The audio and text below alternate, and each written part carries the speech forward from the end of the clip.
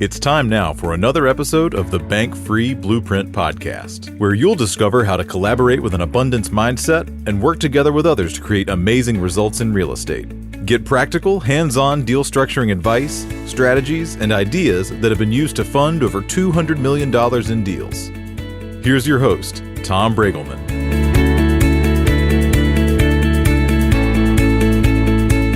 I'm here today with the guest, Paul Sadhu. Paul, welcome. Thanks for having me, Tom. How are you doing? You bet. I'm doing well, thanks. So one of the reasons that I invited you on to this podcast and this show was because you're in a situation where I find a lot of the people that approach me are in, and that is sort of in the beginning of realizing that real estate has a lot of potential.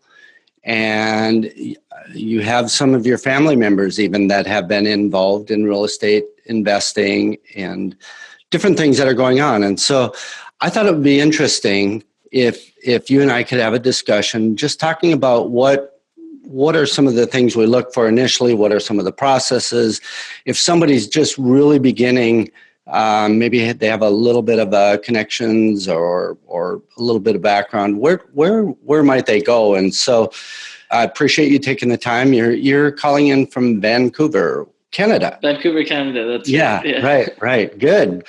So great. Well, thank you for joining on this podcast. And could you maybe just describe a little bit about your background, kind of where you're at right now in your life, and maybe just touch a bit on your vision. But if we can get sort of the basis of where you're coming from, what you think your goals might be, that'd be great. Yeah, absolutely. So my father has been in real estate and development since I was probably 14, so about 15 years. Mm-hmm. He's been flipping houses, so he'll do the construction side. He'll buy investment property, build it up, and then sell it to an investor or even someone just looking to buy a new home. Mm-hmm. When I was younger, I didn't really know anything about it. I just kind of saw him do it. But now, over the last 4 years since I got my real estate license, I've been putting a lot more time into it. And now, as you know, I did a leadership program just recently, and I built quite a few connections, and it really sparkled my vision into what I wanted to create. And so now I'm hoping to take what I know and learn a lot from all the resources that I have, like you mentioned, my uncle, my cousin, people like yourself, and learn all aspects of real estate. So whether it's just being a real estate agent, or if it's buying a home and just selling a home as is, or what I'm trying to do right now, which is buy tear down homes, old rancher style homes, tear them down, build up spec homes, and sell them to people looking to buy homes within my region here. Okay, great. So we'll get into the tear down spec homes part of that in just a bit. But okay, so right now you have a desire to get into more full time. Is that right? You want to get sort of full time or completely? Yeah. Full-time? That's what I was saying. So as you know, right now I work at a dental office because originally my plan was to become a dentist, and that completely changed. So right now the plan is I'm working part-time at a dental office, and that's just so I can kind of save up some money and work with that when I go into investing into properties. Just on that point, so you changed from the idea of being a dentist and it's a little bit ironic here that the book that I'm writing it's called The Bank Free Blueprint. And in that book, one of the avatars or the people that I'm writing towards is the busy dentist. Yeah.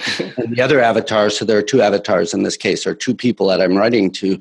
One is a busy dentist. The other is either myself when I was starting out in real estate right out of college, or my son right now who's just getting going in real estate investing. So that's the target people that I was approaching with the writing in my book. And so it's interesting that you're sort of at that spot. You're almost at both of those spots, right? Because originally you were going to be a dentist. You felt that was something you wanted to do. Is there, you and I have never talked about this. Is there a reason that you shifted? Is it because you felt one was more you, or what would you say? You know what, dentistry, as you know, my brother is a dentist, and I used to follow in his path rather than try to create my own. And I'd say over the last year, I've been really considering this, but over the last 4 months, my mind's just shifted, and I could see the difference in myself when I was putting time into going in to be a dentist and putting time into real estate. The excitement and joy that I'm getting from looking at properties and investment properties and the potential that I have a lot more excitement in that, and it's something I look forward to when I wake up in the morning, when I jump on my computer. So nice. that excitement, that's really gotten me going now. And it's when I wake up, I'm not dreading going to the dental office to work or study. Now it's, I can't wait to go look for a property or learn something new about real estate. Yeah, that's great. That's great. One of the things that I like to kind of work with when we're talking about deciding where we want to go is if we start really from the big picture of what is our purpose, and then with our purpose, if we understand our purpose, we get to understand and develop our passion. And so it's interesting that you've been able to make that shift, and you really see where that's at. And so I can tell that you're building that passion for real estate, and I think that's great because I think real estate has some really tremendous potential and power. A lot of things you can do, powerful things you can do with real estate. And so if you were to sort of summarize, and if you haven't done this, then that's totally cool. But at some point, it'd be great to do it. If you were to summarize what your passion is, if you, or let's go back to your purpose. If you were to summarize your purpose, have you ever gotten to that point of really knowing what your purpose is? If not, that's something that will develop over time. But I'm curious. As far as like my purpose in life? Yeah, just the big why. What is our big why? Why? What really gets us up in the morning? And one of the exercises that I encourage people to do is that think, and it could be 2 years out, 3 years out, 5 years out, but think of a Monday morning and you're waking up and you're going to have the perfect day. What would that day look like? And everything from knowing, first of all, who you'd be waking up with, what your family might look like, what your home, your surroundings, what are you excited about getting up on Monday morning to do?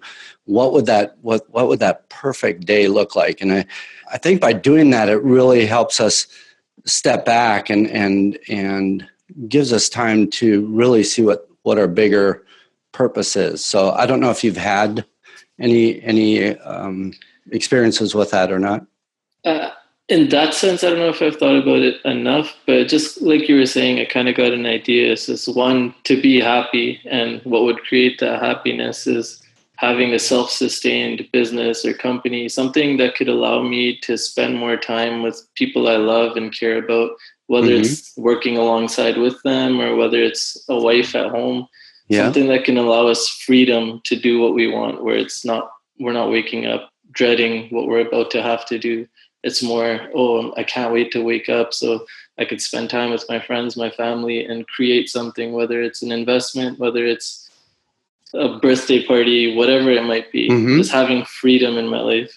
Yeah, I think that's great. And I think if as you're going through this process, maybe over the next month or 2 or 3, whatever time it takes, to think about what it would be that would drive you. What is, and for some people it's things like family, obviously.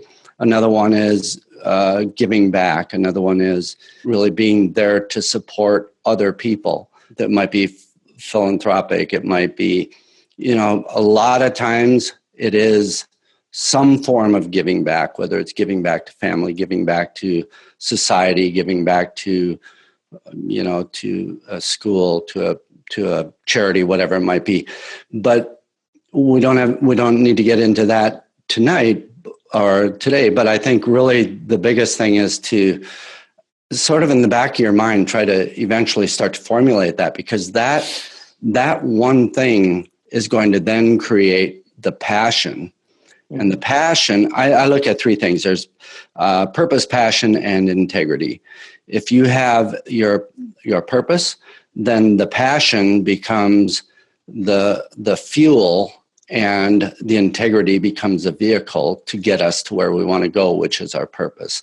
And that combination is extremely powerful if we can get to where we really understand why we're doing what we're doing. So, but just along those lines, let's say, for instance, that, regardless of whether you have your big why completely figured out or not, we know that you have found that you would be passionate about getting into real estate. You've been involved with it enough, maybe not a ton with your family, with your uncle or your father, but you've been involved with it somewhat.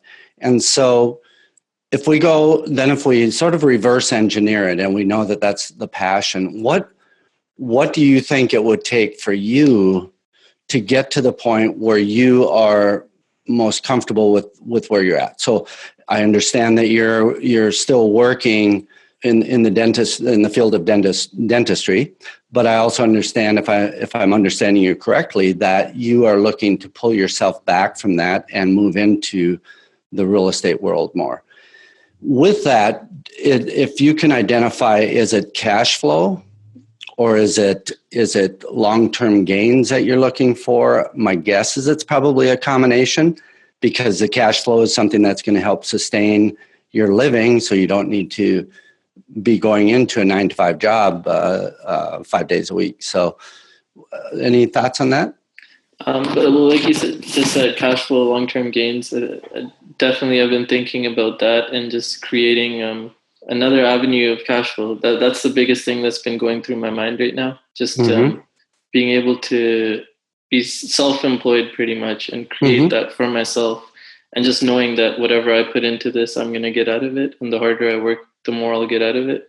Okay. And that's been the biggest thing for me, just creating that cash flow. Just because on a smaller scale, I've seen what my dad's been able to accomplish. Yeah. And I want to take that and grow it into a bigger scale. Yeah. And did you say it was your uncle that was involved as well? Yeah, my uncle is involved in a much larger scale. So he works with commercial real estate and large residential transactions. Okay. So that takes us to the next step, which I think is really valuable as well. And that is, now that we've, in this case, it hasn't been really refined to a lot of detail, but we know that it's cash flow and it's long-term gains, a combination of those two that you're aiming for. We also know that your father is doing some real estate, but from what I understand, it's just like not as much as what you'd like to be doing. And your uncle is doing real estate at a level that's closer maybe to what you would aim for. It may take a while for you to get there, but would that be accurate? That's 100% right. That's it. Okay. And so the next step that I suggest going through is to inventory what we have to work with. And when I describe that, I'm talking about everything from your passion, your desire to make it happen. That's a tool. Your father, you've, even though you may not have worked with him a lot, I'm not sure whether you have or not, but that's part of sort of the value, I call it tools in the tool chest or tools in the toolbox. You have certainly a resource in him. You have a resource in your uncle.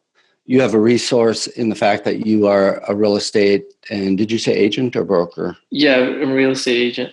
Yeah. So that's another thing.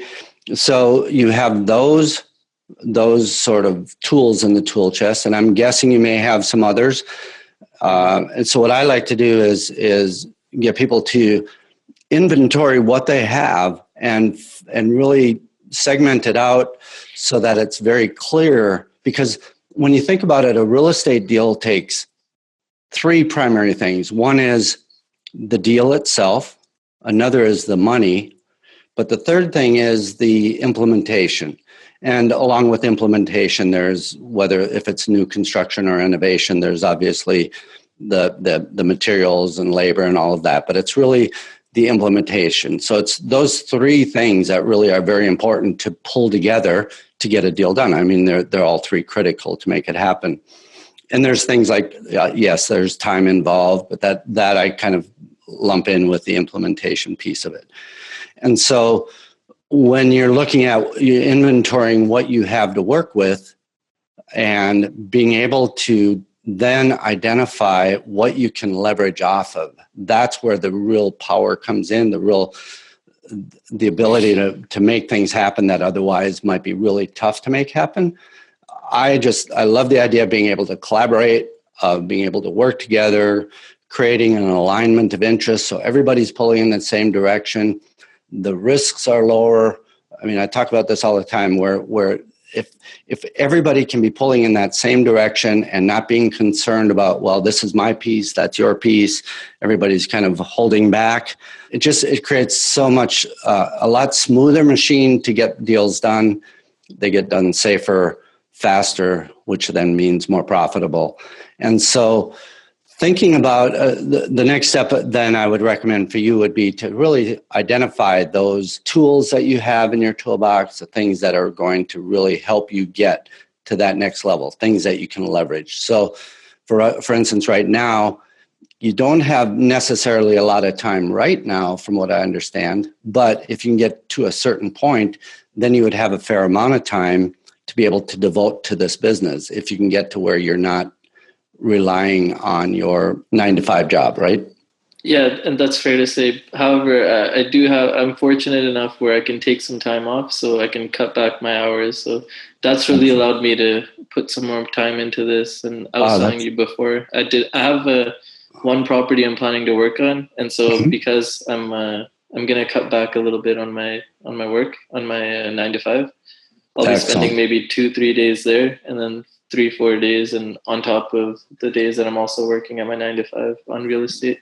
Yeah, that's great, because that too it's almost like a tool, or it's an asset that you have. You have some flexibility in being able to not be totally reliant on the 9-to-5 job from what I understand. You also have the fact that you have a project that is already in the works, and at some point here we'll jump into that. But if you can identify those tools in the tool chest, and I'll just touch on a couple of things, which are just things for you to it helps you trigger some thoughts of what are some other things that can be leveraged. Somebody that has other real estate that maybe they own free and clear, but they know you, they trust you, they know that you're going to perform, that you've built that trust over time with them. So that could be a possible tool to work with when structuring deals. So for instance, if you get into a property that needs a chunk of money, but you also want to be able to show that you've got skin in the game, or something that you're dedicated to that project, by bringing in someone as a collateral partner on your side, it's going to allow you to get financing for your project easier. So whether it's a hard money lender, or if it has to be a bank of some sort, or whatever it is, wherever that source is of the main capital, a lot of times they're going to want to see some skin in the game or skin in the deal, so they know that you're dedicated to stick with it until the end. And so collateral partner, there might be a need for, might be a use for credit partner. Knowing you, I'm sure your credit is perfect, but let's say it's somebody else who doesn't have good credit, and that's part of the criteria of who the main money source is going to be. Well, maybe one can bring in a credit partner. So a lot of these things that are needed to get a deal done can be brought in by people that we collaborate with, or that we work with, that we pull together. So just thinking through and identifying all of those things, it's like a puzzle, and you pull all these pieces together, and you know that you've got collateral partner, maybe you have a cash partner, maybe you have a credit partner, or maybe you have somebody who has a lot of experience that other people have worked with, and you can leverage that into your team. So doing that, and then once that piece is done, then the next step is going to setting your criteria of what it is that you're looking for. So I'll stop at that point just to see if you have any questions or have any thoughts or anything to share from that perspective, because the next step then would be to understand our target and our criteria for our investing. No, I feel like what you just said, that's kind of exactly where I'm at. So as far as cash partner, I've been talking to my father. He said if I find the right lot, he trusts me enough, he can put in the cash. Mm-hmm. And then credit, my brother, he said he'll put it'll be easier to get a loan knowing that my brother's a dentist and he has that credit built up. So I have him on the credit side. So that's kind of exactly where I am right now. So fortunately enough, I've been able to have them. So now when I'm looking out for properties, I have that cash flow and I have that credit built with those two resources. So I'm glad you touched up on that, because it makes me feel like I'm on the right track. Yeah, definitely. I think you have a lot of tools. You have a lot of things going for you in this, and that's where the more that we have to work with, the more likely it is we'll be able to put a puzzle together that is going to be really good and solid for everybody involved. The key to this whole model is to really make sure that everybody does well, that nobody is going to feel like they got the short end of the stick. And so there are definitely ways to pull this all together. And granted, sometimes it may mean giving maybe a good share of the equity or the profits or whatever it is from the first few projects away, giving it away. But that, in my opinion, that's not bad, because the value of that education that we get from bringing those people together, bringing those sources and having good, solid, profitable, successful deals, that's worth practically more than any money in the bank, because it is a track record. It is something that proves that you know what you're doing. It proves that you can accomplish what you set out to accomplish. So there's a lot of value in that. So never being too afraid of having to share in what's good. I mean, it's a whole concept of abundance. There's so much out there. There's so much for everybody to share. So maybe let's just talk just for a little bit about the project that you have. And I know that you and I talked a little bit about you have a single family home that you're going to be tearing down and rebuilding, but you also had some thoughts about maybe some other areas, whether it's multifamily or if it's fix and flip or if it's commercial development or residential development. Maybe if you want to share any thoughts that you have on that where you're at. Yeah, so touching on that, so the one we do have, like you were saying, it's a standard size residential home. So while I'm waiting for that process to develop, I've been looking for other properties, and I'm likely going to stick on the residential side for now while I kind of learn and expand. But I've been looking at multifamily homes and duplexes, things that have a little bit more potential possibly. But from what I've been told, I'm not going to have enough cash flow and credit. I'm sort of focusing on the one right now. I have the option to buy one more, and I've been looking into multifamily homes, but it's likely going to be the single family dwelling for now. And then as I learn more, I'll go on. Yeah, sorry, go ahead. Okay, could you describe just the basic numbers on the single family home, and then how you got to this point of feeling like the single family home was your first step? It's what I'm most comfortable with, because it's what I've known. That's strictly what my father's been doing. So I've been surrounded by it for the last few years. And that's new construction that he handles mostly? Yeah. So it's a 33 by 122 lot. It's an old tear down home. And so the plan is currently it's tenant occupied by the previous owners, and they know that they're going to have to move out. So we gave them the 2-month notice. We're waiting for them to get out, and then we're going to tear it down and build it back up. I see. And then the numbers have seemed pretty solid. One of the things that happens with teardowns is, and I'm sure that you've run all the numbers, but by buying a home and then tearing it down, through that process, we actually reduce the value below the value of a vacant lot for a certain period, and then you bring it up by way of the new construction and the for all of that. And so any thoughts on what made you decide that that the numbers were good on this lot?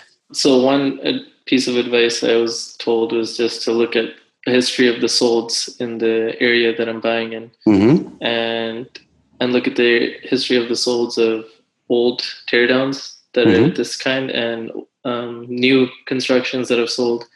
And just looking at the numbers, I thought we got a good deal because I looked at new properties and the lot, and I tried to have about a 20% difference. Someone was telling me about 200,000 on the million that you can profit, and just in case anything happens. So I kind of put the numbers together. I reached out to my uncle, who I really trust in this field, and he told me jump right in, and it's close to home. Great. That makes it even better. So when I am working on this project, I can literally go down the street and just check on it. So I thought it was win-win.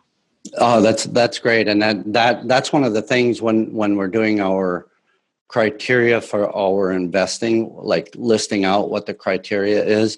And that's typically what would happen at about the stage where you're at right now, is you're sort of identifying what are all the criteria of a good project. So you just stated one that's really important, and that is doing something that's very close to home. Another one is that you've got the support of your uncle or your uncle and your father that have looked at the numbers, and they can really back that up. So to me, it seems like you've definitely covered those areas. But that's part of setting criteria, is like, is it going to be single family? Is it going to be development property? Is it going to be residential, multifamily, or whatever it is? But setting those criteria is good. So it sounds like you have that part covered well. This area must be an up and coming area. Is it growing? Yeah, for them, it's pretty well developed area itself. But yeah, I mean, there's so many projects that go up here like every other week. And this is just going to be another one of them. Yeah, nice. You mentioned the 20%, and if I was to, or you said it was basically 20%. It was 200,000 on a million. Would you say that what I'm interpreting that as is a 20% margin? But I'm thinking that probably is a 20% margin before the cost of money. Yeah. So what someone told me, and you correct me if I'm wrong, this is just something I heard. So he told me, take into account what you're going to pay for the lot, what the construction costs will be, and you want to add about 200,000, and then look at is that what you can sell this house for? Right. Okay. Yeah. And so that would seem to, as long as what it'll cost to fix it up includes the labor. So yeah, of course. The purchase price plus the materials and labor to complete the project. So so that answers my question about, I think in that case, which I think that's reasonable, assuming that the project happens on time, fairly quickly and on budget, because one of the criteria that we set is we never want we very seldom will look at a project unless it has at least a 12% net profit after all expenses, including financing costs. So your 20% net, excluding financing costs, would come really close in with that 12 to 14% range for net profit. So that part seems good. Your way of financing this property, do you have any thoughts on how you plan on doing that? Right now, money, it's easier to get now than it was 7-8 years ago by far, but there still is, when it comes to new construction, there can be, it's hard to get all the money that's needed sometimes. Yeah, well, actually in Canada, it's actually quite hard to get financing right now at the moment. Okay. But I used my brother and my father, and they've already got such a great relationship developed because we've been working with the same bank and the same people for so long that it was easy to get financing. So what I did is I collaborated with my father for the financing. Yeah. And then as far as the construction, the financing we're going to require for that I'm going to do on my own. And that's through a friend of mine. So I'm kind of working through that stage right now. And it's a little bit new collaborative, to me. Yeah, exactly. Approach. Yeah. Yeah, 100%. Okay. Great. When you are thinking of this entire process let's just go with this single family property first. And let's say that you're talking to an investor, a passive investor and you have your funding in place basically, but let's say it's somebody new.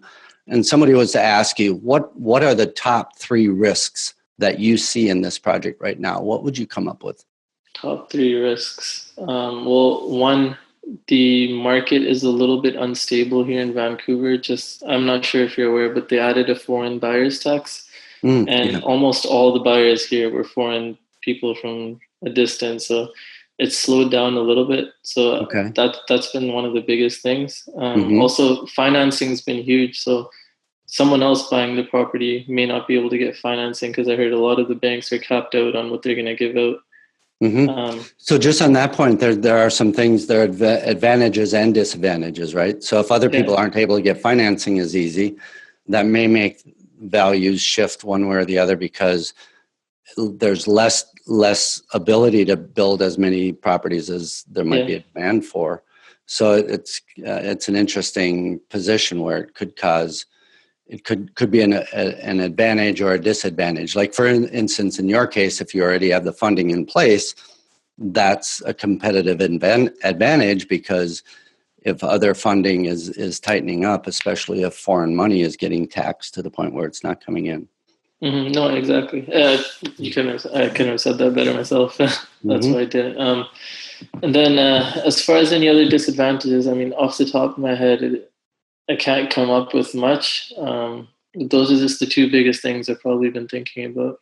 Okay. Yeah. So in your case, it's a little bit different, but one of the biggest risks that I would say that a passive investor would look at or should look at in a situation like what you have, a couple of things. One is experience, the ability to prove that you can get it done on budget and on time.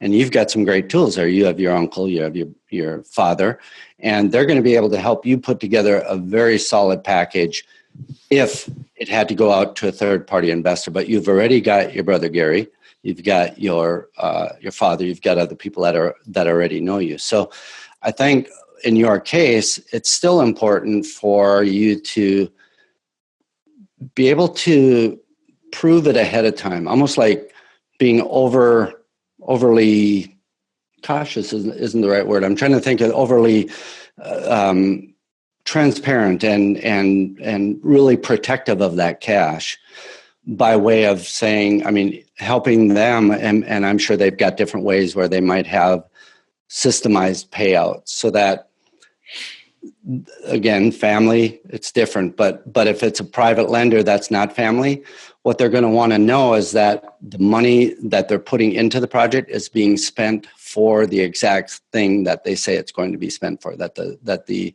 active investor says it's going to be spent for. So anything that we can do to prove that package or prove that the structure of the deal so that it doesn't allow for money to walk away or to seep away in areas that are of any sort of question. So full transparency, I think, is very critical. Good details on contractors, subcontractors, good contracts so that there are provisions in the contracts that if somebody is not performing, what happens? Will you be able to take over that position of that general contractor and bring another contractor in? So just thinking through all of the processes, all of the things where something might possibly go wrong, and then and identifying that, and then figuring out a way to mitigate it, and being able to not only do that for yourself, but then when you're doing it, you're going to be able to put a package together for your passive investors that are going to show them that you really know what you're doing, that you've covered the risks, that you have a team that has the experience and all of the credibility and the staying power to get the project done. So those are some things that I think will really help this move along, especially if you didn't have the resources for that you already do with your uncle and your father and your brother. So any thoughts at this point? Any questions? No, that everything you're saying, I feel like I've come across it, but I just haven't thought about it as much as you have in detail. Mm-hmm. So I'm very appreciative of you saying that. Oh, great. When we were just talking about the different things, the different risks and that type of thing, one thing I really recommend you do, and anybody that's listening, would be to always have a list of risks, a list by the side of our computer, a list on our computer, whatever it is, where anytime we think of anything that could potentially be a risk, or we hear of somebody else that had a problem with a real estate deal, or, just we want to be able to have a checklist that we can always refer back to. And in some cases, like for instance, let's say it's you start getting into multifamily, and you're doing some single family, you're doing rehab, you're doing new construction, all of these. Some of the things that come on that risk profile are going to be only for new construction. Some are going to be only for multifamily. But creating that really very comprehensive list and always referring back to that, because we think we're going to remember every risk that's in a deal, but a lot of times it's easy to forget, and it could be just one small thing that could make a big difference. So and by keeping that list, it really helps us think through the process. The more we can start having what I call lateral thinking, of being able to really broadly look at everything and see where any potential risk might be, and taking time to flip that rock or dig under it a little bit and find out whether there is or isn't a risk, and then deciding or moving on from there. That I think is really important and valuable, is to create that list and be really judicious in sticking with it and using it every single time. So one thing that you and I talked about just briefly yesterday, I think it was yesterday, was the idea of, so this is the first project, the single family. Where might it look? What might be the next steps going from here? And so maybe could you just share what vision you have, if it's been fleshed out or not?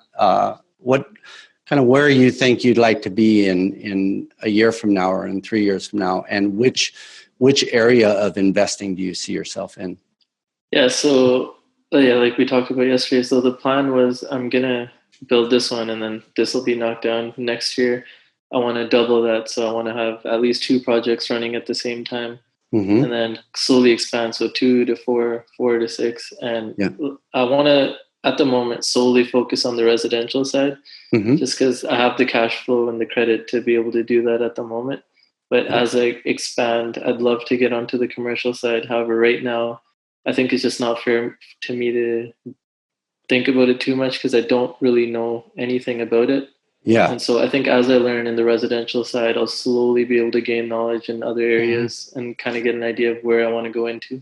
Yeah, and I think you'll find that time it'll sort of present itself. Yeah. And it'll present itself after you've created the teams, you've created the people, the framework of people that are going to really be able to help you facilitate and complete the deals, where then you're going to be able to have a little bit more time on your side, and you've brought these teams together, and they're working well and they're very cohesive.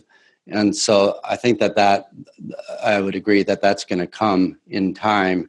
And on this new construction, whether it's the 1 or 1 to 2 and 2 to 4, what are you looking at for exit strategies? Is it always a sale, or is it the sale of every 3 out of 4 and keep 1, or what is your strategy there? Yeah, so currently, just due to cash flow, I'd love to just get sales done. So if everyone got sold right away, that would be the goal. However, over time, I'd like to look into investment properties, and not just in Burnaby. My brother, as you know, lives in Calgary. So my end goal would be to expand, also maybe move across provinces, and to have just rental properties that I can get some residual income through. Sure. But over time, as I grow the business more and more. Okay. And how far away are you from Gary? How many miles or kilometers? It would be a flight. So it's about a 1.5 hour flight. Okay. Gotcha. So some of the things as far as rentals, that still could possibly work out because he's there in that area. And if it's multifamily, there's always the ability to hire a good property manager, but then your expertise would then be in being a good property manager. So you're able to manage them remotely and really have all the tools that it takes to manage them. So, that makes a lot of sense. Yeah, and having him there is a great tool too, because he's been doing his research in that market. And that market I've been looking at more into rental properties, because from what I've heard from him is rent itself covers the mortgages out there.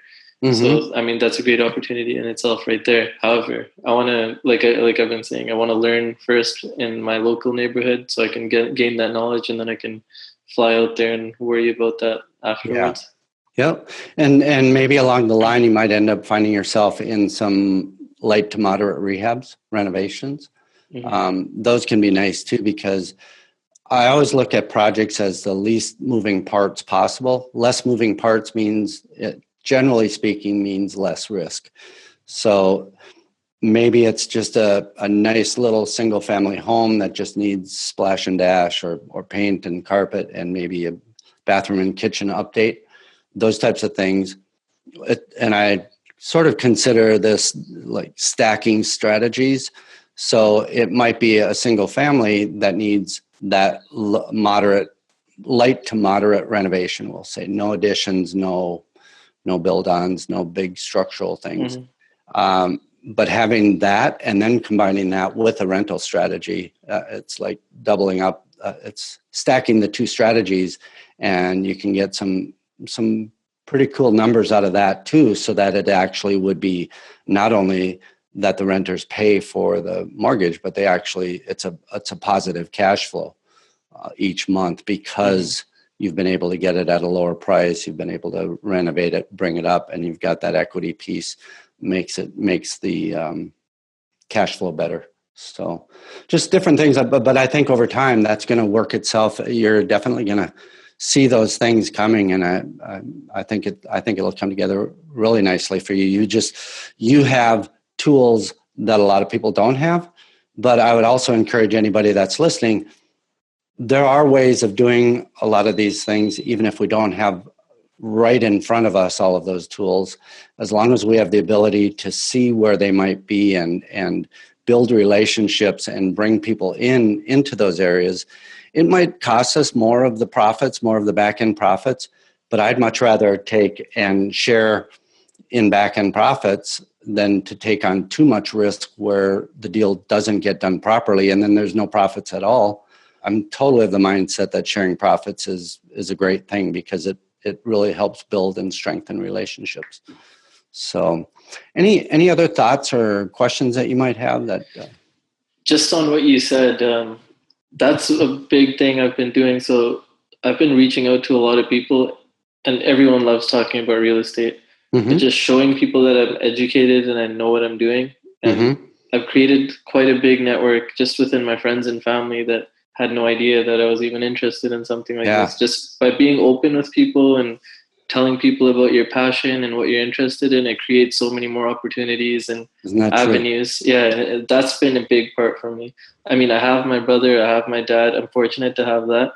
But if I didn't have them, I've been creating other relationships that have helped me quite a bit along the way too. And it may not be in investments, it may end up being in something else, but those relationships go a long way. And that's been big for me over the last few months. Yeah, and it really ties into that abundance mindset. The more that we can get to the position of really knowing that there's plenty out there for everybody, that there's enough to go around, and just really being comfortable that we don't have to be worried about. I always look at the scarcity is fear driven. It's fear driven creates greed driven, and all of that just gets to be nasty and messy. Whereas if we can go at it from the abundance mindset that there's plenty out there for everybody, plenty to share, it makes things run so much smoother. And it makes, not only that, it makes life a lot more fun, a lot easier to get through some of the challenges. We know we've got other people covering our back if something doesn't go exactly as planned. So there just really are some real benefits there. So, and in the future, I think what would be interesting is as you come across some of these projects, and that's one of the things we do on this podcast, is we look at certain deals and actually just go through and analyze them. We can talk them over, talk through them, and see what are different ways that maybe some creative structuring. There just are a lot of different ways to put deals together. It doesn't have to just be the bank and you and the contractors putting it together. It can be a whole network of people that do it. So if anybody wants to reach out to you, let's say they have a project that they'd like you to take a look at, or if they decide they want to invest alongside you, whatever it might be, is there any way that they might contact you?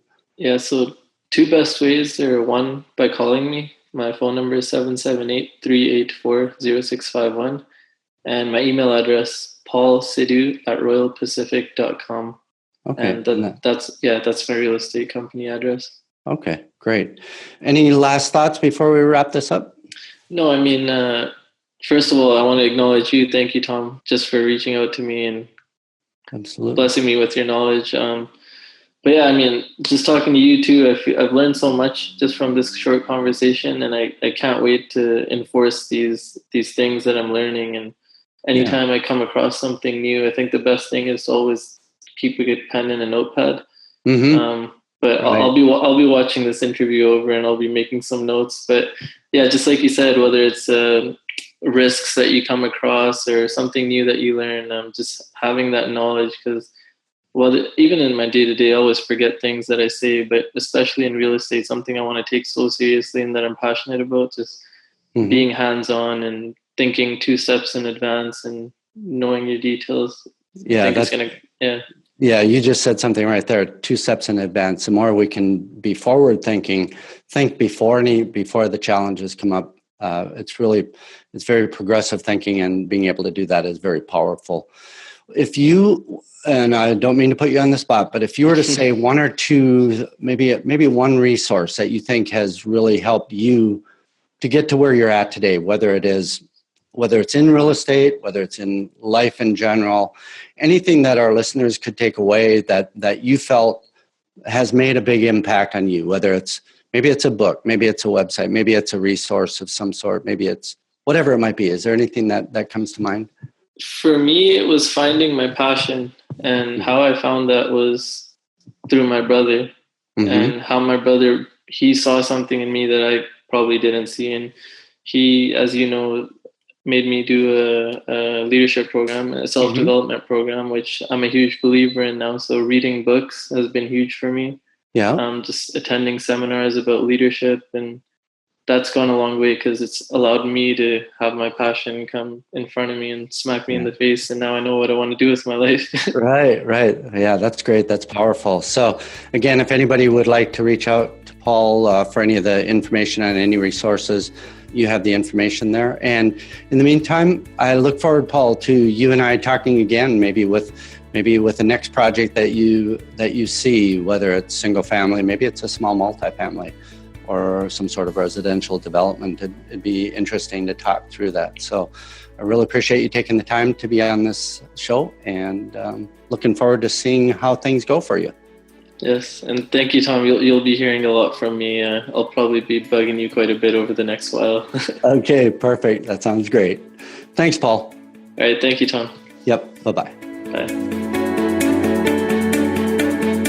Thanks again for listening to the Bank Free Blueprint Podcast.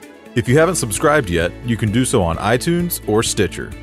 Be sure to send us comments, questions, and suggestions to feedback@tombraegelmann.com. You can also visit tombraegelmann.com for a complete listing of all recorded episodes. Thank you again, and we'll see you next time on the Bank Free Blueprint Podcast.